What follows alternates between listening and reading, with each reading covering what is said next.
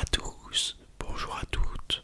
Aujourd'hui dans cette toute nouvelle... Bon, j'arrête de parler comme ça. Aujourd'hui dans cette toute nouvelle vidéo ASMR, bon, vous avez lu le titre, je vais vous apprendre un sujet assez méconnu par la population française et pourtant un sujet capital dans notre quotidien, un sujet qui nous tient à cœur et un sujet qui permet la perpétuance de l'espèce humaine. Jusqu'à combien de temps je ne sais pas, mais pour l'instant on est là les frérots. Donc il s'agit tout simplement de la perpétuation de la descendance, ou autrement appelé comment faire des bébés. Donc moi-même je n'étais pas très renseigné sur la question, donc je vais me renseigner pour vous. Et comme vous pouvez le voir, j'ai mis des lettres rouges pour créer une ambiance assez caliente comme on dit. Et dans cette vidéo je vais tout simplement vous apprendre, grâce à un super schéma que j'ai trouvé, comment fait-on des bébés. Vous devez sûrement ne pas savoir, donc cette vidéo a un but très éducatif. Donc comme je le disais, j'ai trouvé un super schéma, je vais essayer de vous l'expliquer. Donc en fait, avant tout, ce qu'il faut savoir, c'est une histoire de cellules. Un être humain, c'est composé de milliards de cellules. Et leur noyau de cellules contient des informations sur la couleur des yeux, la taille, etc. La morphologie en fait de l'être humain. À l'origine, chaque être humain vient d'une seule cellule. Celle-ci s'est divisée pour donner via des milliards d'autres cellules. Elles ont grandi ensemble pour former un bébé. Donc ça c'est un peu l'explication générale. Mais avant tout, de quoi avons-on besoin pour faire des bébés? Je me posais la question et j'ai trouvé la réponse. Donc on a besoin d'un père et d'une mère. Donc la cellule d'origine d'un bébé vient de la rencontre d'un spermatozoïde. Une cellule spéciale produite par l'homme est un ovule. Une cellule spéciale produite par la femme lors d'un rapport sexuel. Alors là, il y a beaucoup de mots que je ne connais pas qui rentrent en jeu, donc notamment spermatozoïde, mais je me suis renseigné sur la question, il n'y a pas de souci. Donc rapport sexuel aussi, je ne connais pas. Donc le sexe de l'homme et le sexe de la femme. Donc le sexe de l'homme, il s'agit d'un pénis. Non, aucun rapport. Le sexe de l'homme se compose des testicules et du pénis. Les deux testicules fabriquent chaque jour des millions de spermatozoïdes. Donc des millions de spermatozoïdes, ouais, comme je viens de le dire. Et il y a le sexe de la femme. Donc lui, il se compose du vagin, de l'utérus et des ovaires.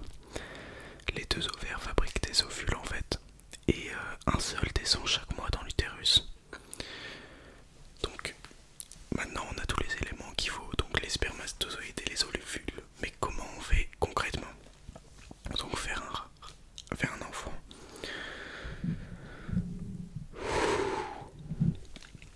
Lors du rapport sexuel, le pénis de l'homme entre dans le vagin de la femme.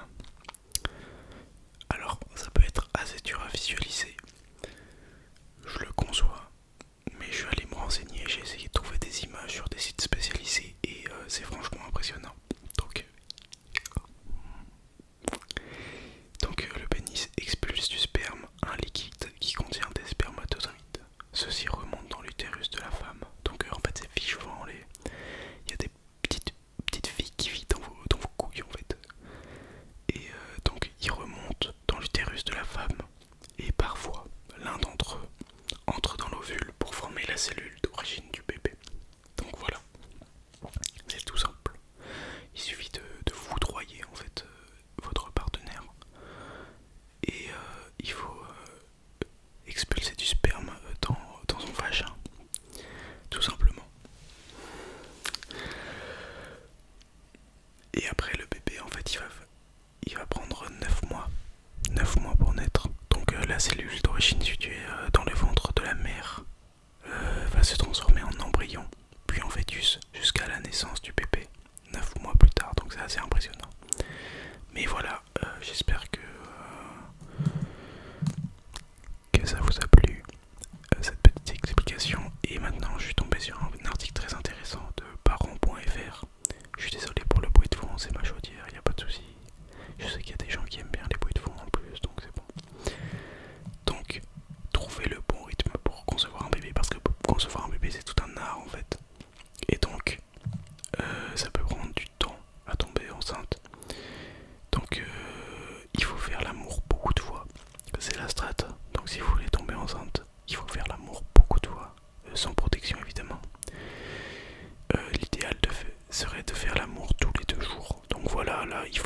faut carburer comme on dit.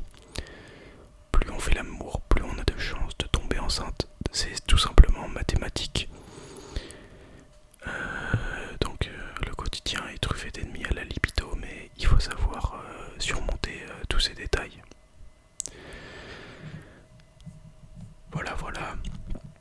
Il faut aussi cibler les bons jours, donc il y a une période de fécondité qui dure environ 3 jours, mais c'est une moyenne car il faut distinguer la durée de vie de l'ovocyte, soit 12 heures à 24 heures à peine au moment de l'ovulation. Ouais, c'est super technique.